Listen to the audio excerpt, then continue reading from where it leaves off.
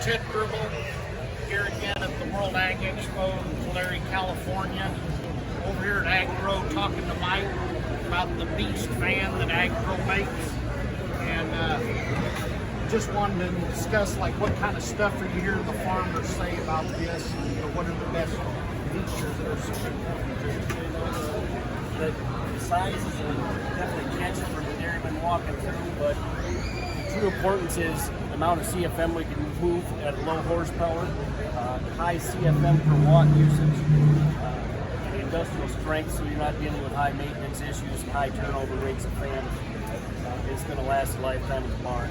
It's just truly an industrial grade product for your dairy farm, made to make you money and keep your cows comfortable. Don't go out there to any of these cheap ag fans and do this kind of stuff or stand in the rings. But with this one, you can do all of that, and that's what you're talking about.